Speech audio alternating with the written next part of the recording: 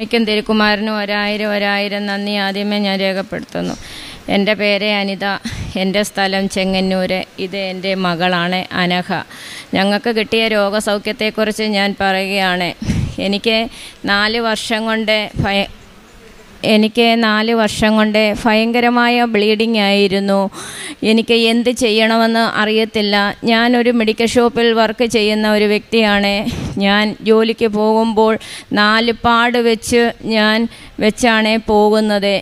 അവിടെ ചെല്ലുമ്പോൾ എനിക്ക് ഓരോ പേഷ്യൻസിനും ചീട്ട് നോക്കി മരുന്നെടുത്ത് കൊടുക്കുമ്പോൾ ഓരോ മാംസപിണ്ഡമാണ് എൻ്റെ ശരീരത്തിൽ നിന്ന് ഉയർന്നിർന്ന് പോകുന്നത്.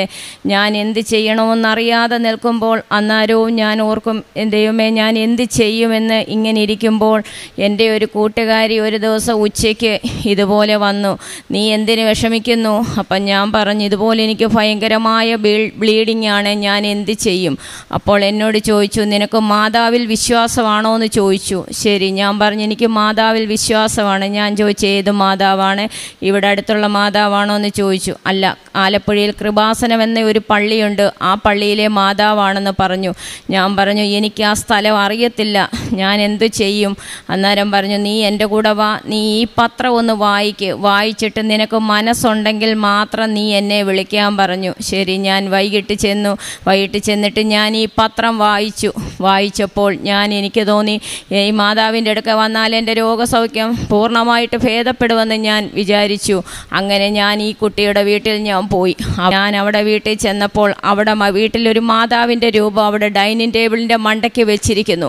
ഞാൻ കാലെടുത്ത് അവിടെ വീട്ടിലോട്ട് ചെന്നപ്പോൾ ഉണ്ട് മാതാവിൻ്റെ തലയിൽ നിന്ന് ഉപ്പ്. ഞാൻ ഓർത്ത് ഇത് എന്തൊരു അത്ഭുതം. നോക്കിയപ്പോൾ ഉപ്പ് കൂമ്പാരമായിട്ട് കുമിഞ്ഞു മണ്ടയ്ക്കൂടെ പോയി അതാണ്ട് അവരുടെ പാത്രത്തിലും ഡൈനിങ് ടേബിളിൻ്റെ മണ്ടയ്ക്കും വീഴുന്നു. ഞാൻ ചോദിച്ചു, ഇതെന്താണ് ഇതിങ്ങനെ വരാൻ കാരണം?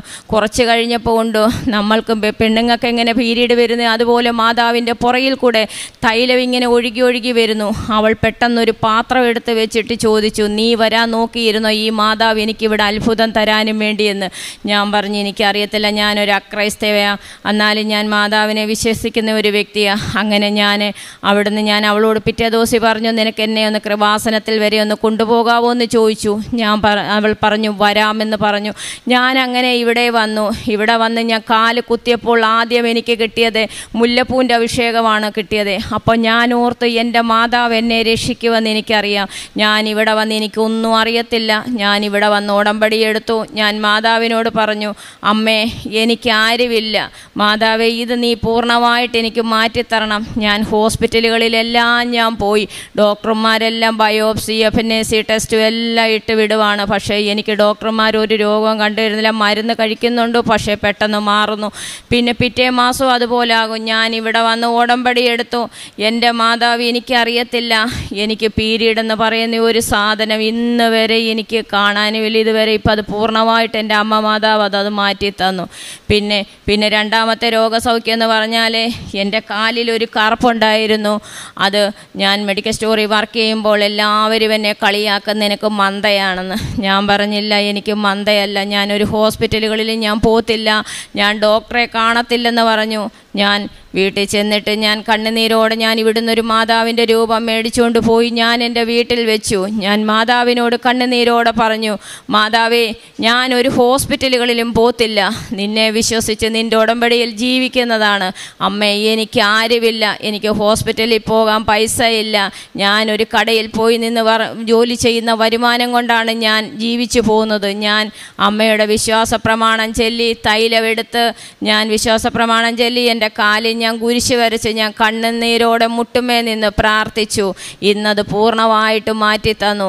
ഇപ്പോൾ എന്നെ കളിയാക്കിയവരുടെ മുൻപിൽ എനിക്ക് നീട്ടി കാണിക്കാൻ എൻ്റെ കൃപാസനം അമ്മ എനിക്ക് തന്ന സൗഖ്യമാണെന്ന് എനിക്ക് 100 വട്ടം എൻ്റെ അമ്മയോട് ഞാൻ 100 നന്ദി പറയുന്നു. പിന്നെ എൻ്റെ കുഞ്ഞിൻ്റെ കാര്യം, എൻ്റെ കുഞ്ഞിൻ്റെ തൊണ്ടയിലാണെങ്കിൽ ഒരു മുഴ പോലെ വരുന്നു, അത് ദിവസവും വളർന്ന് വരുന്നു. ഞാൻ ചോദിച്ചു, ഇതെന്തോ അമ്മേ, എന്തൊരു പരീക്ഷണമോ അമ്മേ ഈ കാണിക്കുന്നത്?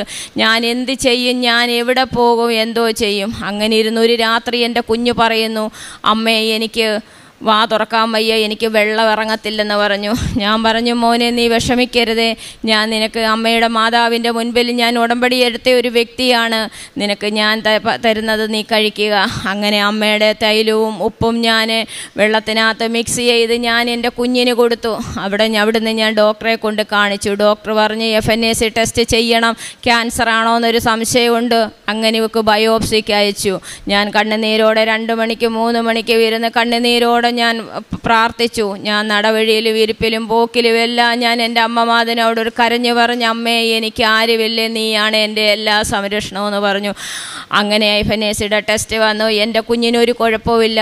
ഡോക്ടർ പറഞ്ഞു, നിൻ്റെ കുഞ്ഞിന് നീ മരിക്കത്തില്ല, നിൻ്റെ കുഞ്ഞ് നിനക്ക് പൂർണ്ണവതിയായ ആരോഗ്യവതിയായിട്ടിരിക്കുമെന്ന് പറഞ്ഞു. പിന്നെ എൻ്റെ കുഞ്ഞ് പ്ലസ് ടുവിനാണെങ്കിൽ എല്ലാത്തിനും മാർക്ക് കുറവായിരുന്നു. ഞാനിവിടെ വന്നു അച്ഛനെ കണ്ട് തൈലം പൂശി അവളോട് ഞാൻ പറഞ്ഞു, അമ്മയുടെ വിശ്വാസ പ്രമാണം ചൊല്ലി പരീക്ഷയ്ക്ക് കയറ്, നിന്നെ അമ്മ മാതാവ് നിന്നെ അനുഗ്രഹിച്ചോളും. ഉപ്പും തൈലവും കൊടുത്ത് ഞാൻ ഇവളെ വിട്ടു. എൻ്റെ കുഞ്ഞിന് പ്ലസ് ടുവിന് അവളെ കളിയാക്കിയവരുടെ മുൻപിൽ എൻ്റെ കുഞ്ഞിന് നല്ല മാർക്കോടുകൂടി എൻ്റെ കുഞ്ഞിന് ജയിക്കാൻ എൻ്റെ അമ്മ മാതാവ് അനുഗ്രഹിച്ചു. ഞാൻ കാരുണ്യ പ്രവർത്തനം ചെയ്യുന്ന പറഞ്ഞാൽ, ഞാൻ രാവിലെ ജോലിക്ക് പോകുമ്പോൾ ഞാൻ 10 പൊതി കെട്ടി മാതാവിൻ്റെ രൂപത്തിൻ്റെ മുൻപിൽ കൊണ്ടുവച്ചിരുന്ന് ഉപ്പും തൈലവും തേച്ച് ഞാൻ വിശ്വാസ പ്രമാണം ചൊല്ലി ഞാൻ രാവിലെ ഗവൺമെൻറ് ആശുപത്രികളിലെല്ലാം പോയി രാവിലെ പേഷ്യൻസിൻ്റെ എല്ലാം എടുക്കെ പോയിരുന്ന് രോഗികളായിട്ട് കാണുന്നവർക്ക് അമ്മ മാതാവിൻ്റെ തൈലം കൊണ്ടുവച്ച് ഓരോ കാശ് രൂപവും ഇവിടുന്ന് മേടിച്ചുകൊണ്ട് പോകുന്ന കാശ് രൂപവും ഞാൻ മേടിച്ച് കൊണ്ടുവന്ന് ഇതിന് അർഹതപ്പെട്ടവരെ അമ്മയെ നീ കാണിച്ചു തരണമെന്ന് പറയും. അപ്പോൾ അമ്മ കാണിച്ചു തരുന്നത് എനിക്ക് കാലില്ലാത്തവരെയും കൈയില്ലാത്തവരെയും അന്ധനെയാണ് കാണിച്ചു തരുന്നത്. അവർക്കെല്ലാം ഞാൻ അമ്മയുടെ വിശ്വാസ പ്രമാണം ചെയ്ത് തൈലം തേച്ച് ഓരോ പൊതിയും കൊടുക്കും. എന്നെക്കൊണ്ട് കഴിയാവുന്നത് ഞാൻ എനിക്ക് കിട്ടുന്ന ശമ്പളത്തിൻ്റെ ഒരു വീതം ഞാൻ അനാഥാലയത്തിൽ പോയും വഴിയോരങ്ങളിലിരിക്കുന്നവർക്കും എല്ലാവർക്കും ഞാൻ കൊടുക്കും. അമ്മയ്ക്കും തിരുക്കുമാരനും 1000 നന്ദി, ഇത്രയും അനുഗ്രഹം എനിക്ക് തന്നതിൽ. യെശയ്യാ പ്രവാചകൻ്റെ പുസ്തകം 40, 29, 30. തളരുന്നവനെ അവിടുന്ന് ബലം നൽകുന്നു, ദുർബലനെ ശക്തി പകരുകയും ചെയ്യുന്നു. യുവാക്കൾ പോലും തളരുകയും ക്ഷീണിക്കുകയും ചെയ്തേക്കാം, ചെറുപ്പക്കാർ ശക്തിയേറ്റി വീഴാം. യേശുവിൽ പ്രിയമുള്ളവരെ, അനിത എന്ന സഹോദരിയുടെ സാക്ഷ്യം ജീവനുള്ള സാക്ഷ്യമാണ് ആ കുട്ടി പറയുന്നത്. ഇത്രയും വലിയ കൃപ കൊടുക്കാൻ പരിശുദ്ധമ്മ ഇവളെ കണ്ടെത്തി യോഗ്യയാക്കിയാണ്. ഒത്തിരി വർഷമായിട്ട് ബ്ലീഡിങ് ഉണ്ടായി, ബ്ലഡ് കട്ടയായിട്ട് പോവുകയാണ്.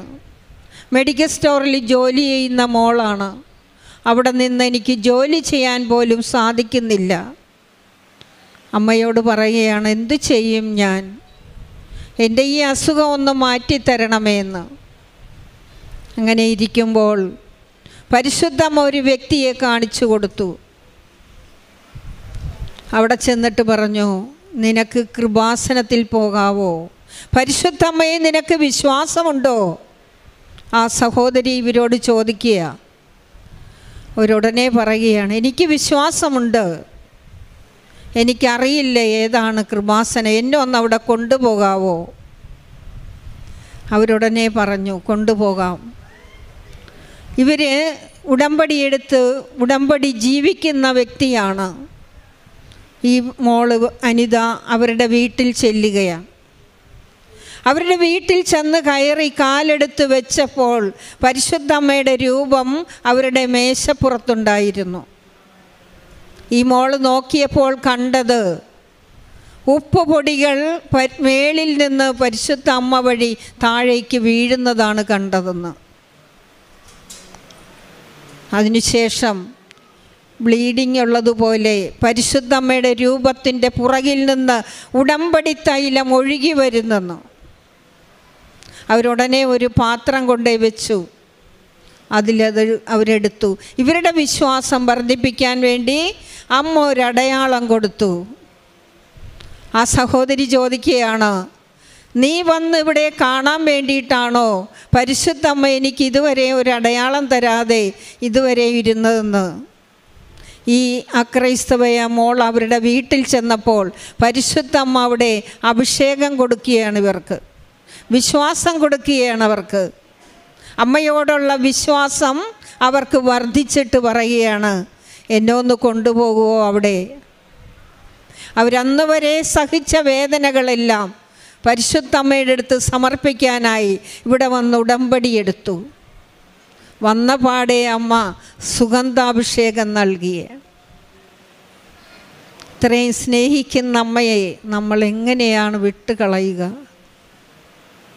അമ്മ സുഗന്ധാഭിഷേകം കൊടുത്തതിന് ശേഷം അവർ ഉടമ്പടിയെടുത്തു. ഉടമ്പടിയെടുത്ത് അവർക്ക് വിശ്വാസം വളരെ അധികമായി. അവർ യൂട്യൂബിൽ ആരാധന കൂടുകയും പ്രാർത്ഥിക്കുകയും ചെയ്യുകയാണ്.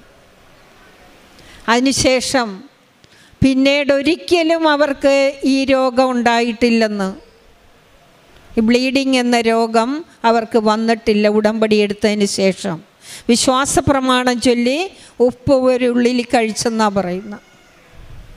അമ്മയെ കണ്ട് അടയാളം കിട്ടിയപ്പോൾ തന്നെ അവരുടെ രോഗം സൗഖ്യപ്പെടുകയാണ്.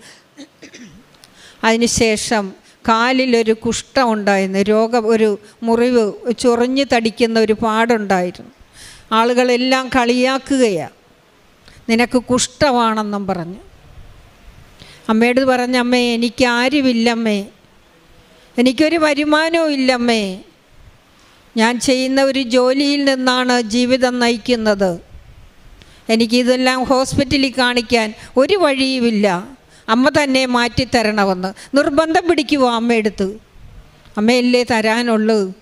ഒരിക്കലും സാധിക്കില്ലെന്ന് പറയുന്ന കാര്യം ലൈറ്റ് വെയിറ്റായിട്ട് അമ്മ അത് മാറ്റിക്കൊടുക്കുകയാണ്. ഒരു ഭാരവുമില്ല, ഭാരമെല്ലാം മാറി എന്ന് അനിത പറയുക. അവരാ വ്രണം ഉണങ്ങാൻ വേണ്ടിയിട്ട് മറ്റുള്ളവരുടെ മുൻപിൽ അവരെ സാക്ഷ്യപ്പെടുത്താനായിട്ട് അമ്മ വിശ്വാസം വർദ്ധിപ്പിക്കാനായിട്ട് ഉടമ്പടി ഉപ്പും തൈലവും അവർ ആ കാലിൽ പുരട്ടി. പിന്നീട് ഇതുവരെയും ആ രോഗം ഉണ്ടായിട്ടില്ല.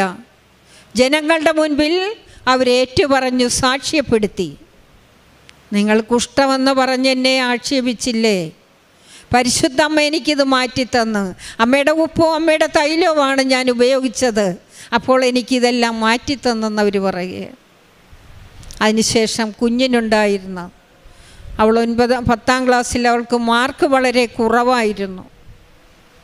അവളോട് പറഞ്ഞു, വിശ്വാസ പ്രമാണം ചൊല്ലി നീ പരീക്ഷ എഴുതണം. അമ്മയുടെ കാശുരൂപവും കൊടുത്തു വിട്ടു. പോകുമ്പോൾ തേനും തൈലവും കൊടുക്കുമായിരുന്നു.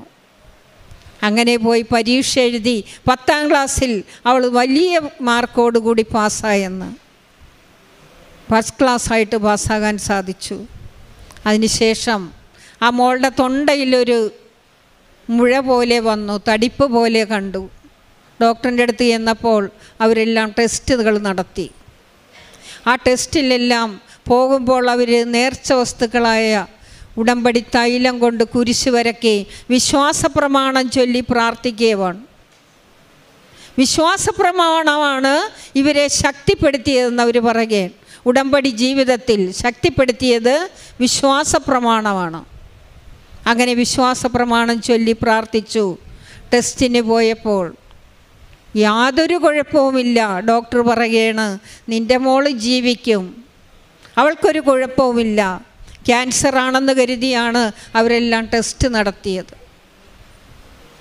ഇങ്ങനെയാണ് അമ്മ കൊടുക്കുന്ന ഓരോ കൃപകൾ, അനുഗ്രഹങ്ങളാണ് അമ്മ കൊടുക്കുന്നത്.